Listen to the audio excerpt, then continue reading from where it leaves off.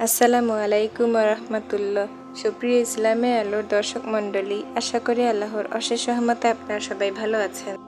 আজকে আমরা আলোচনা করব দাজ্জাল কোথায় বন্দী হয়ে আছে, কিভাবে বন্দী হয়ে আছে। তো চলুন শুরু করি। তার আগে চ্যানেলটি সাবস্ক্রাইব করে অল নোটিফিকেশন অন করে দিন। এবার মূল আলোচনায় ফিরে যাই। দাজ্জাল বর্তমান সময়ে একটি দ্বীপের মাঝে বন্দী হয়ে আছে। তাহলে সেই দ্বীপের আসল ঠিকানা কি? সেই কিছু মানুষ যারা দাজ্জালের সাথে সাক্ষাৎ করেছিল, তারা এই দ্বীপ পর্যন্ত কিভাবে পৌঁছতে পেরেছিল? আজও কি মানুষ দাজ্জালের সাথে সম্পর্ক করে চলবে? বর্তমান সময়ে কি আমরা দাজ্জালের সেই টেকনোলজির ফাঁদে পা দিয়ে ফেলেছি? সেই রহস্যময় দ্বীপটি এখন কোথায় আছে? আর বর্তমান সময়ে গুগল ম্যাপে কেন এই দ্বীপকে দেখতে পাওয়া যায় না? এই ভিডিওতে এই সকল প্রশ্নের সমাধান বের করব। দাজ্জাল একটি এমন ফিতনা যার সম্বন্ধে হযরত আদম আলাইহিসসালাম থেকে নিয়ে হযরত মুহাম্মদ সাল্লাল্লাহু আলাইহি সাল্লাম পর্যন্ত যতজন পয়গম্বর এসেছেন, সেই সমস্ত পয়গম্বররাই নিজের উম্মতদেরকে এর জন্য সতর্ক করেছিলেন। আর এটিকে কিয়ামত পর্যন্ত সবচেয়ে ভয়ানক ফিতনা বলা হয়েছে। দাজ্জালের কাছে শয়তানি শক্তিতে পরিপূর্ণ হয়ে থাকবে। দুনিয়াতে শক্তি ও সম্পূর্ণভাবে থাকবে, মানে সে নিজের হাতে করে এই পৃথিবী কন্ট্রোল করবে, আর তার মাধ্যমে এই পৃথিবী এক প্রকার বিধ্বংস হবে। দাজ্জাল বর্তমান সময়ে কোথায় আছে আর কেমন অবস্থায় আছে, এর সম্বন্ধে একটি আশ্চর্য অদ্ভুত রিওয়ায়াতে হাদিসে মুবারক আর একটি আয়াতে উল্লেখ এসেছে, আর সেটি হযরত ফাতেমা বিনতে কায়েস রাদিয়াল্লাহু তাআলা আনহু থেকে এসেছে। আর তিনি বলেন, হযরত রাসূল সাল্লাল্লাহু আলাইহি সাল্লাম নামাজের পর মিম্বারের উপর তাশরিফ নিয়ে আসলেন আর ইরশাদ করলেন, তামিমদারি প্রথমে নাসরানি মানে খ্রিস্টান সম্প্রদায়ের মানুষ ছিল, কিন্তু সে এখন মুসলিম হয়ে গিয়েছে আর আমাকে একটি ঘটনার বর্ণনা করেছে, যেখান থেকে তোমাদের আমার সে ঘটনার যাচাই হয়ে যাবে যে আমি একদিন তোমাদের সামনে দাজ্জালের সম্পর্কে বর্ণনা করেছিলাম। তামিমদারি জানিয়েছেন, সে একটি বড় নৌকাতে আরোহণ করেছিল আর যার উপরে চড়ে বড় বড় সমুদ্রতে সফর করা যায়। সেই সময় কাবিলায় আখম ও জাজামের 30 জন ব্যক্তি আরও ছিল, কিন্তু সেই সময় 1 মাস পর্যন্ত সমুদ্রে তুফানের জন্য তামিমদারি এবং তার সাথীরা ভয়ানকভাবে আটকে যায়। আর এমনইভাবে 30 দিন এভাবে কেটে গেল, তার কোনো ঠিকঠিকানা ছিল না।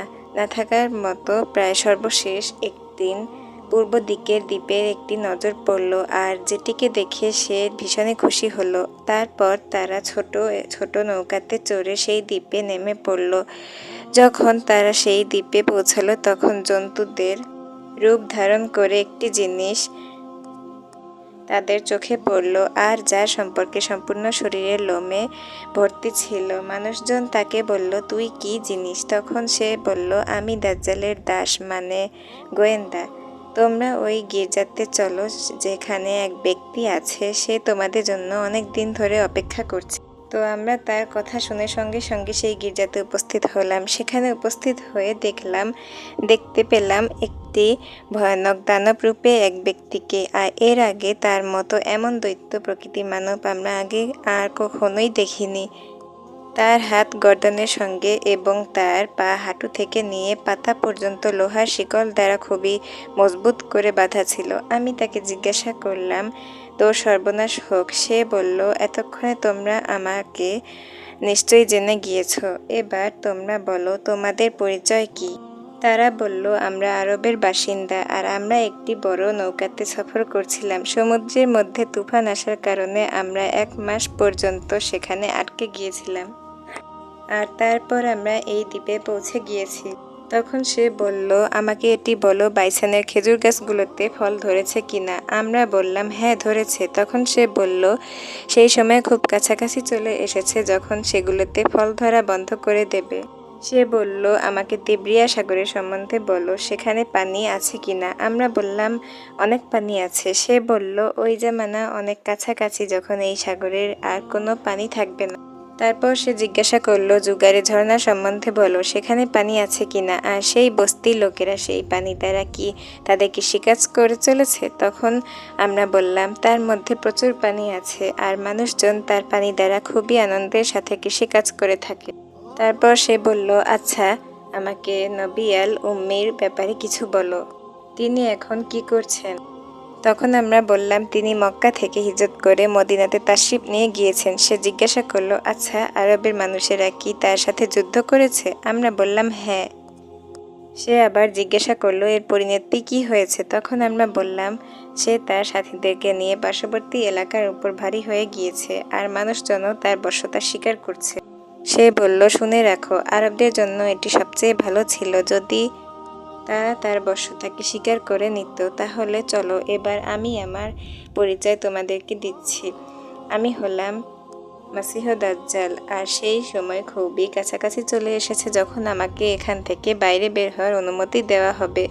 বাইরে বের হয়ে সম্পূর্ণ পৃথিবীতে ভ্রমণ করব। 40 দিনের মধ্যে এমন কোনো বস্তি থাকবে না যেখানে আমি প্রবেশ করতে পারবো না, শুধুমাত্র মক্কা এবং মদিনা ছাড়া, কেননা সেই দুই স্থানে আমার প্রবেশ নিষিদ্ধ আছে। তবুও আমি প্রবেশ করতে চাই, তাহলে ফেরেশতারা উলম্ব তলোয়ার দিয়ে তারা করবে। এরপর ইমামুল আম্বিয়া হুজুর সাল্লাল্লাহু আলাইহি সাল্লাম নিজের আশা মুবারক দ্বারা মিম্বারের উপর আঘাত করে বললেন, এটি তাইয়্যিবা, এটিই তাইয়্যিবা, এটি হলো তাইয়্যিবা, আর আমি এটি তোমাদের কাছে বলার চেষ্টা করছিলাম। জেনে রাখো, না তো সামদেশের সমুদ্রেতে আছে, না তো ইয়েমেনের সমুদ্রে আছে, বরং সে তো মাশরিকে আছে। আর হুজুর সাল্লাল্লাহু আলাইহি সাল্লাম মাশরিক মানে পূর্ব দিকে হাত ইশারা করে ইরশাদ করলেন, হযরত তানবীহ রাদিয়াল্লাহু তাআলা আনহু এবং তার সাথীরা সেই দ্বীপে দাজ্জালের সাথে সাক্ষাৎ করেছিলেন। তার জ্ঞান আজ পর্যন্ত কারোর হয়নি, কিন্তু এ সম্বন্ধে অনেক সমস্ত দাবি করা হয়ে থাকে যে সেই রহস্যময় দ্বীপ কোথায় আছে যেখানে লোহার শিকল দ্বারা বন্দী করে রাখা হয়েছে। কিছু মানুষে মনে করে থাকে আরব সাগরের কাছাকাছি অবস্থিত শুকতারার বা শাকের সেই দ্বীপই হলো সেই দ্বীপ যেখানে দাজ্জাল বন্দী হয়ে আছে। আর এটি হলো এমন দ্বীপ যেটি খুবই রহস্যময়। এই শুকতারা দ্বীপটি ইয়েমেন দেশের অংশ আর স্থলভাগ থেকে 400 কিলোমিটার থেকে অবস্থান করছে। এই দ্বীপে বসবাসকারী পশু পাখি ও অনেক সমস্ত গাছ এমন আছে যেগুলো অন্যান্য পৃথিবীর থেকে একেবারে আলাদা। ড্রাগন ব্লাটারি নামের এই আশ্চর্য অদ্ভুত গাছ এই উপদ্বীপে জন্ম নেয়, আর সেটিকে কাটার ফলে এই লাল রঙের রস বের হয়, আর দেখে মনে হয় যে এই গাছ থেকে রক্ত বের হচ্ছে। এছাড়াও এই দ্বীপে আশ্চর্য করে দেওয়ার মতো 700 প্রকারের গাছ ও মাখলুকাত আরও বেশি আছে। এই দ্বীপের উপরে একটি পাহাড় আছে যেখানে একটি বিখ্যাত গুহা আল-হুকে অবস্থান, আর যেটি মোটামুটি 3 কিলোমিটার পর্যন্ত। এত বড় গুহা সম্পূর্ণ পূর্বতে আর কোথাও নেই, যেমনটি হাদিসে মুবারকে এসেছে। দাজ্জালের প্রকাশ মাশরিক থেকে হবে, আর এমন জায়গা থেকে বের হবে যেখানে থেকে পূর্ব দিকের জনসমাজকে প্রভাবিত করতে পারে। তো সেই জন্য এই সমস্ত নিশানার মানুষজন এই দ্বীপকে দাজ্জালের দ্বীপ বলে থাকে। সেখানে আবারও কিছু মানুষ আটলান্টিক মহাসাগরের উপস্থিত থাকা বারমুডা ট্রায়াঙ্গেলকে দাজ্জাল ব্যবস্থা বলে মনে করেন। এটি সেই এলাকা যেখানে কর্পাস পর্যন্ত কাজ করা বন্ধ করে দেয়। সেখানে যাওয়া জাহাজ এবং নৌকাগুলো আর কখনোই ফিরে আসে না। এখানে প্রচুর বড় বড় দুর্ঘটনা আগেও ঘটে গিয়েছে। এছাড়া বারমুডা ট্রায়াঙ্গেল প্যারানর্মাল এবং ভূত অথবা জিনদের সঙ্গে সম্পর্ক থাকা অনেক ঘটনাগুলো সময়ে সময়ে সামনে এসে থাকে। এই এলাকাতে বেশিরভাগ সময় সামুদ্রিক তুফান এসে থাকে, আর অনেক উঁচু নিচু সামুদ্রিক ঢেউ উঠতেই থাকে। আর আপনাদেরকেও জানিয়ে রাখি, বারমুডা সাধারণত কোনো দ্বীপের নাম নয়, বরং এটি একটি বড় এলাকা যার মধ্যে 300 কিলোমিটার থেকে বেশি বসবাসহীন এবং নিস্তব্ধ দ্বীপ অবস্থিত আছে যেখানে মানুষ আজও পা রাখেনি। এর সাথে সাথে বারমুডা ট্রায়াঙ্গেলের উপর করে থাকা যে রিসার্চগুলি সেগুলিকেও পৃথিবী থেকে সামনে প্রকাশ করা হয়নি। এমনই মনে হয় যে পৃথিবী মানুষদেরকে তার উপর শাসন করার কোনো অনুমতি নেই।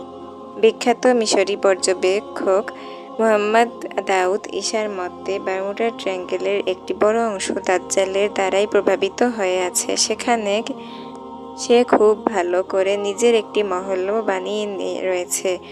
আর যেটি চিকোনার মতো রূপ ধারণ করে আছে। এছাড়াও তারিখে দাজ্জালের সঙ্গে সম্পর্কিত আরেকটি বিশেষ দাবি উসামা ইয়া আরিফ ও জিওগ্রাফি রিসার্চের পীরে রাইসের কাছে আছে, যিনি খিলাফতে উসমানিয়ার সময় এই পৃথিবীর একটি নকশা তৈরি করেছিলেন। এই নকশাটি যদি আমরা ভালো করে দেখি তাহলে এর মধ্যে একটি রহস্যময় স্থানে নিশানা করে আছে, যেখানে তিনি একটি আশ্চর্য অদ্ভুত মাকলুকের ছবিও দেখিয়েছেন, যেটি অর্ধেক মানুষ ও অর্ধেক জানোয়ারের মতো দেখা যায়, আর যেটিকে মানুষজন দাজ্জাল বলেছেন। তুর্কির একজন বিখ্যাত মুসান্নিফ কুরশান বার্কার নিজের একটি কিতাবে দাজ্জাল অ্যান্টিক্রিস্ট এ বলেছেন, দাজ্জাল একটি দ্বীপে বন্দী হয়ে আছে। সেখান থেকে সে নিজের অনুসারীদের মনে আমেরিকান ও ইসরায়েলকে তথ্য প্রদান করে থাকে, আর আমেরিকা ও ইহুদিদের সামুদ্রিক জাহাজগুলিও এই দ্বীপ পর্যন্ত পৌঁছিয়ে থাকে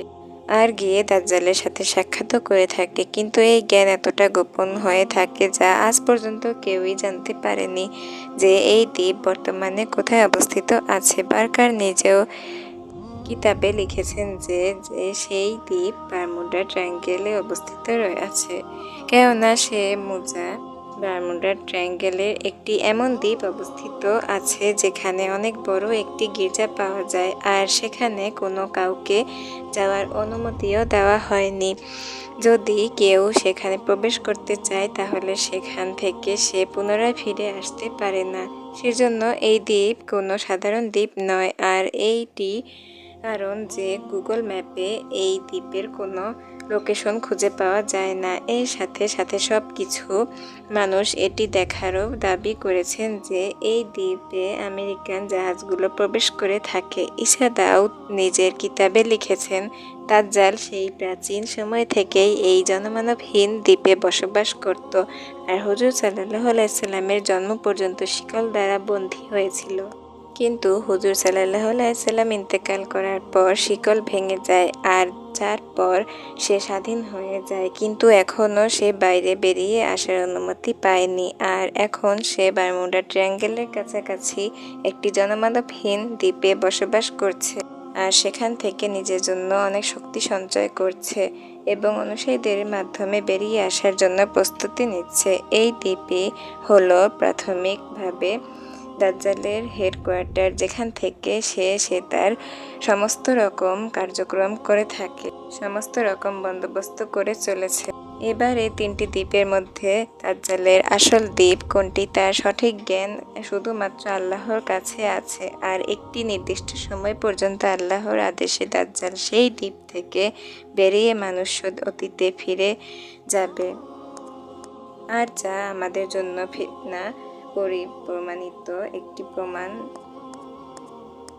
হবে। কিন্তু সেই ফিতনা থেকে বাঁচার জন্য নবী ও আম্বিউ জামানা হযরত মুহাম্মদ সাল্লাল্লাহু আলাইহি সাল্লাম আমাদের রাস্তাও দেখিয়ে দিয়েছেন। সর্বশেষে আল্লাহ তাআলার কাছে দোয়া চাই যে তিনি যেন আমাদেরকে দাজ্জালের সেই ভয়ানক ফিতনা থেকে সবসময় হেফাজত করে রাখেন। ভিডিওটি ভালো লাগলে সবথেকে ইজহার হলো আপনার ফ্রেন্ডসদের মাঝে অবশ্যই শেয়ার করুন, ও চ্যানেলে নতুন হলে অবশ্যই চ্যানেলটি সাবস্ক্রাইব করে পাশেই থাকুন। ধন্যবাদ। আসসালামু আলাইকুম ওয়া রাহমাতুল্লাহ।